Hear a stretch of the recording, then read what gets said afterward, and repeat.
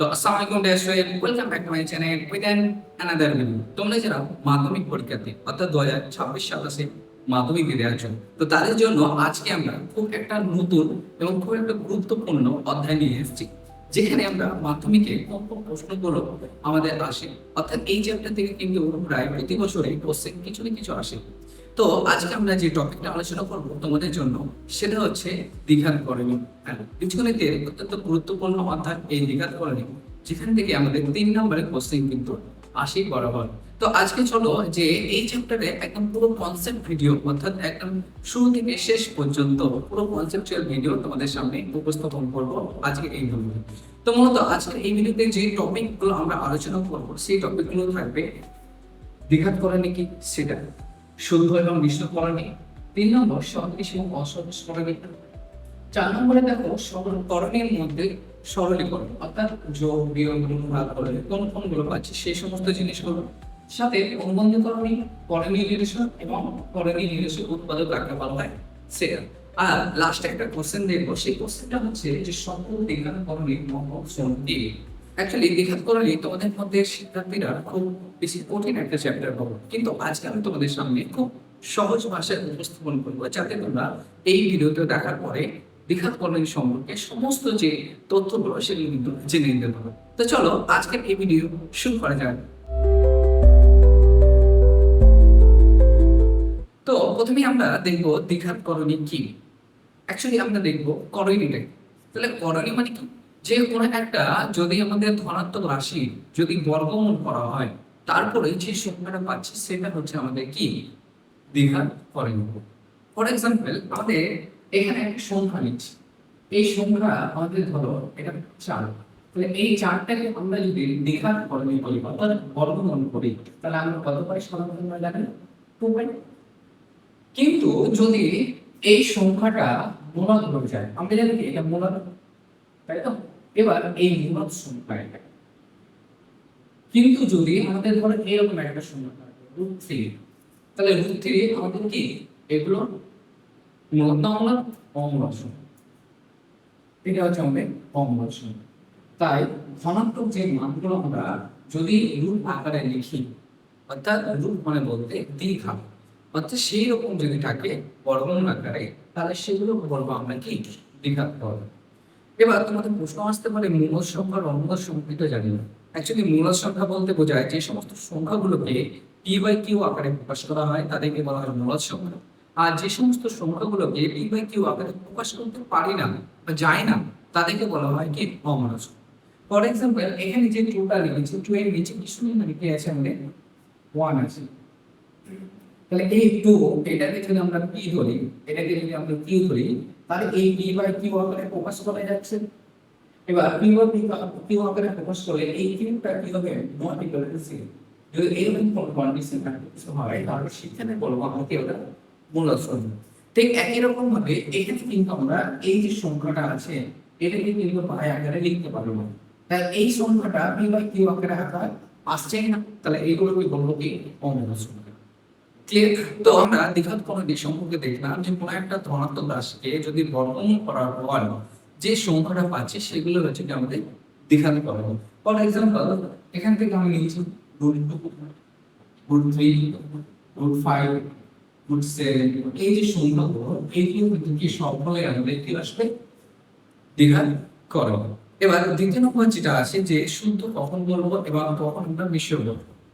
তোমাদের যতগুলো উদাহরণ আমি এখানে দিয়েছি, অর্থাৎ এই সমস্ত সূত্রকে দেখো আমাদের কিন্তু রুটের মধ্যে শুধু সংখ্যায় আছে, অর্থাৎ যদি এই আকারে থাকে তাহলে এই সমস্ত গুলোকে আমরা শুদ্ধ করণী। ক্লিয়ার? কিন্তু যদি এই আকারটা থাকে, অর্থাৎ এই আকারে নরমালি জেনারেল আকার হচ্ছে a প্লাস √b বা a প্লাস মাইনাস √b, তাহলে এই আকারে যদি থাকে তাহলে এটাকে বলবো আমরা কি মিশ্র করণী।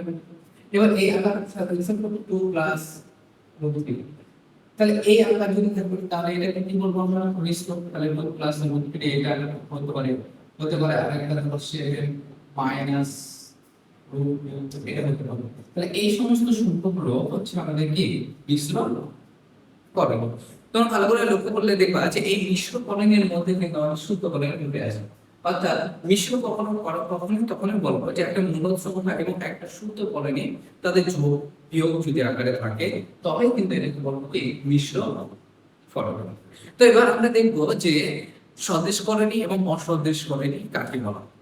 আমরা মূলত দ্বিঘাত করণী সম্পর্কে দেখলাম, কিন্তু এই দ্বিঘাত করণী যদি গুণিতক আকারে থাকে, অর্থাৎ কোন একটা দ্বিঘাত করণী তারকে 2 দিয়ে গুণ করতে পারি, 3 দিয়ে গুণ করতে পারি, 5 দিয়ে গুণ করতে পারি, তাহলে সেই সমস্ত সংখ্যাগুলো হচ্ছে আমাদের কি সদৃশ করণ। ফর এক্সাম্পল আমরা এখানে দুটো সংখ্যা নিয়েছি, 5 আর আরেকটা নিলাম কত, ধরো আমরা 3√5। আমাদের এখানে এই দুটো সংখ্যার মাঝে রাখবো আমাদের কি আছে, √5 আছে, অর্থাৎ এই আকারে রুটের মধ্যে যদি সংখ্যাগুলো সেম থেকে যায় তখনই আমরা বলবো এটাকে কি সদৃশ করণী।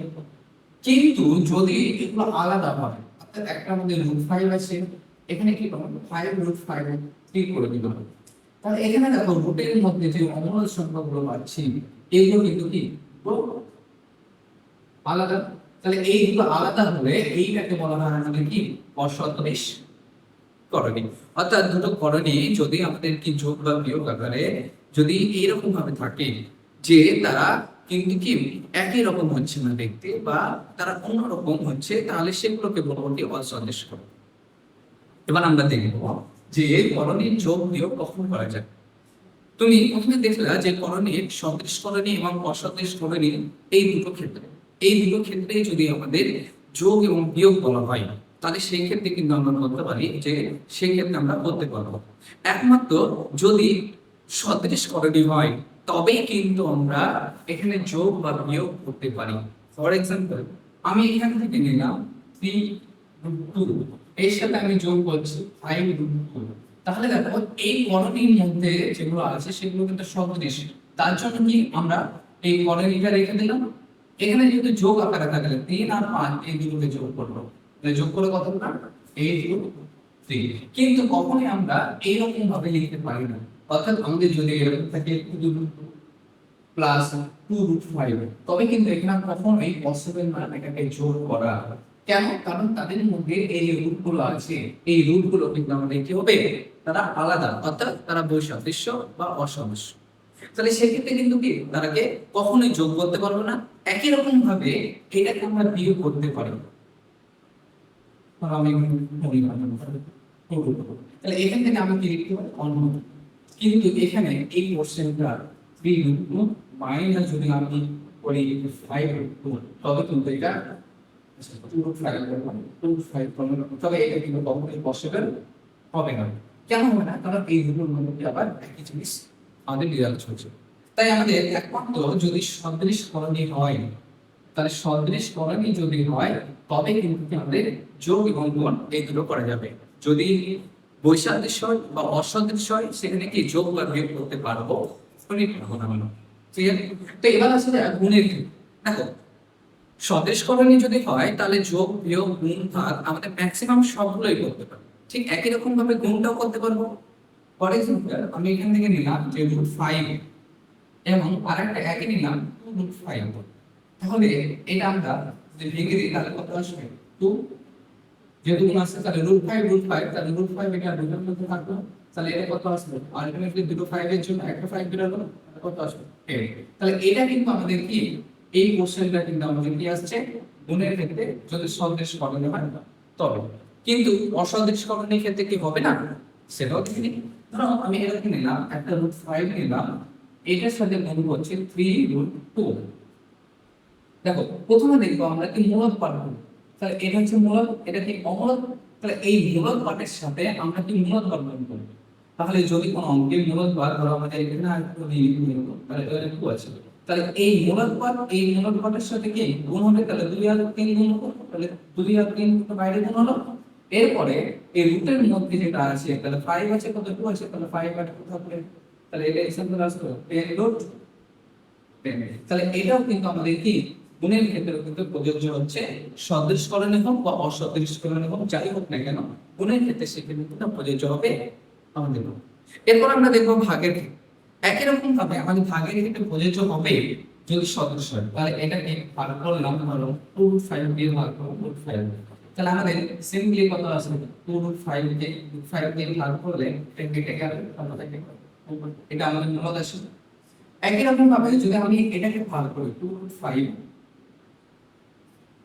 ডিভাইডেড বাই 5, তাহলে এটা কত আসবে, তাহলে এখানে আছে 2 বাই কত 5/4। তাহলে এই ভাগটা কিন্তু আমাদের সম্ভব হবে তখনই যদি আমরা কি এটাকে করণীয় নিরসন করতে পারি।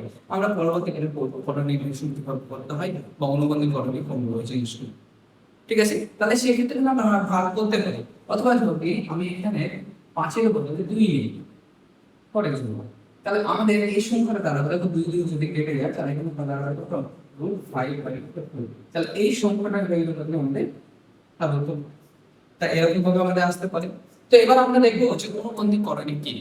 দেখো কোনো একটা সংখ্যাকে যদি আমাদের দ্বিঘাত করণী আকারে থাকে এবং তাকে উঠানোর জন্য, অর্থাৎ ওই দ্বিঘাত করণীটাকে উঠানোর জন্য অন্য একটা সংখ্যা দিয়ে গুণ করতে হয়, তবে যে প্রসেসটা হয় সেটাকে বলা হয় আমাদের অনুবন্ধী করণীয়। ক্লিয়ার? যেমন আমাদের ধরো যদি এরকম একটা কন্ডিশন থাকে a প্লাস √b, এই সংখ্যা থেকে আমাদের এই √bটাকে উঠানোর চেষ্টা করছে। তাহলে এই √bটা যেটা আছে এই √bটাকে কি উঠানো, এর জন্য কি করবো আমরা এটা অপোজিট সাইন দিয়ে গুণ করতে পারি। তাহলে এই যে অপোজিট সাইন দিয়ে যেটা গুণ করছি এটাই হয়ে যাবে আমাদের কি অনুবন্ধী করণীয়। ক্লিয়ার? তাহলে অনুবন্ধী করণীয় কাকে বলবো, যে যদি একটা সংখ্যা প্লাস আকারে থাকে এবং সেটাকে যদি আমাদের করণীয়টাকে উঠানোর চেষ্টা করি তাহলে সেটাকে আমাদের মাইনাস দিয়ে গুণ করতে পারি। হ্যাঁ, এখানে মনে রাখো অনুবন্ধী করণীয় কিন্তু শুধু রুটের আগে প্লাস আর মাইনাস ডেডিকেটেড হবে, অর্থাৎ সেটা ইন্টারচেঞ্জ হবে। অনুবন্ধী করণীয় আর করণীয় নিরসনের ক্ষেত্রে একটু ডিফারেন্স। অনুবন্ধী করণীয় ক্ষেত্রে কি হয় যে আমাদের এই প্লাস আকারে যদি থাকে রুটের আগের সংখ্যাটা তাহলে সেটা কি হবে মাইনাস হয়ে যাবে, অথবা মাইনাস যদি থাকে তাহলে সেটা কি আসবে প্লাস আসবে। তাহলে এটা শুধুমাত্র অনুবন্ধী করণীয় ক্ষেত্রে প্রযোজ্য হয়। কিন্তু যদি সেখানে আমাদের করণীয় নিরসন বলা হয় তাহলে করণীয় নিরসন মানে কি করণীয়টাকে তুলে দেওয়ার প্রসেস। এই করণীয় তুলে দেওয়ার প্রসেসের ক্ষেত্রে আমরা কিন্তু দুটো জিনিস অ্যাপ্লাই করতে পারি। এক, অনুবন্ধী করণীয় অ্যাপ্লাই করতে পারি, এক অন্য একটা প্রসেস অ্যাপ্লাই করতে পারি যেখান থেকে কি করণীয় ত্রুটি নির্মূল হবে। ফর এক্সাম্পল আমি এটার নাম নিচ্ছি a প্লাস √b আছে। এটার দুটো প্রসেস হতে পারে করণীয় তোলানোর জন্য। কি কি উৎপন্ন হতে পারে, একটা হচ্ছে যে a মাইনাস √b যেটা আমরা বললাম এটা অনুবন্ধী করণীয় বলা হয়। আর একটা হতে পারে কি যে আমাদের এই সংখ্যাটা মাইনাস এ প্লাস √b এই সংখ্যাটা, তাহলে এই করণীয় নিরসন যদি হয় এই দুটো করণীয় নিরসন হতে পারে, কিন্তু অনুবন্ধী করণীয় কোনটা একটাই হতে পারে যেটা আমাদের মনে লাগে প্লাস বা মাইনাস ইন্টারচেঞ্জ করবে। ক্লিয়ার? তাহলে এই যে প্রসেসটা এই পুরো প্রসেসটা হচ্ছে আমাদের কি করণীয় নিরসন। এবার করণীয় নিরসন কিভাবে হচ্ছে এই যে প্রসেসটা, ধরো আমাদের এই দুটোকে নিচ্ছি a প্লাস √b আর আরেকটা নিলাম মাইনাস a প্লাস √b। আচ্ছা আমাদের কলম এখানে শুধু প্রয়োগ করব, এটাকে আমি ঘুরিয়ে লিখেছি তাহলে √b প্লাস a লিখলাম, এখানে আমরা লিখছি √b মাইনাস a। আমাদের সূত্র জানি a plus b into a minus b, তাহলে এখানে কি √b তার square minus of a square, তাহলে এখানে কত আসবে b, মানে রুটের স্কয়ার কত b আছে, b মাইনাস কত a স্কয়ার। তাহলে এই যে পুরো প্রসেস এটা হচ্ছে কি আমাদের করণীয়, এখানে করণীয় নিয়ে একই রকম ভাবে আমরা যদি এই প্রসেসটা অ্যাপ্লাই করি তাহলে এই ক্ষেত্রে আমাদের কি আসবে যে a স্কয়ার মাইনাস b, অর্থাৎ শুধু মাইনাসটা অন হবে। তাহলে এইরকম ভাবে যেখানে দেখো আমাদের করণীয় কিন্তু সম্পূর্ণভাবে নির্মূল হয়েছে, অর্থাৎ করণীয় কিন্তু নেই। সাধারণত এই করণীয় নির্মূল করা বা করণীয় নিরসন করা প্রক্রিয়াটা আমাদের ঘরের ক্ষেত্রে কাজ প্রযোজ্য হয়। কারণ আমাদের ভগ্নাংশ যদি আকারে তার মধ্যে ঘরে যদি করণীয় কখনো থেকে থাকে তাহলে সেই ঘরটাকে আমরা সর্বসায় কি করবো করণীয় নিরসন করবো, অর্থাৎ সেখানে ঘরে কখনোই উত্তরের ক্ষেত্রে করণীয় নিরসন রাখা যাবে না, করণীয় রাখা যাবে না। সবসময় করণীয় নিরসন পদ্ধতির সাহায্যে করণীয় করে সেটাকে মূল বা অমূল সংখ্যায় আমরা পরিণত করবো। তো এবার আমরা একটা খুব গুরুত্বপূর্ণ কোশ্চেন আমরা জেনে নিই। সেই কোশ্চেনটা হচ্ছে কি সব অমূলদ সংখ্যা কি আমাদের করণীয় বা সব করণীয় কি অমূলদ সংখ্যা। অ্যাকচুয়ালি এই প্রশ্নটা খুব একটা জটিলতার সৃষ্টি করে কনসেপচুয়াল ভাবে। আমরা বলতে পারি যে সব করণীয় কিন্তু অমূলদ সংখ্যা এটা কিন্তু অপরদিকে কিন্তু সব মূলদ সংখ্যায় করণী নয়, এই প্রসেসটা আমরা বলতে পারি।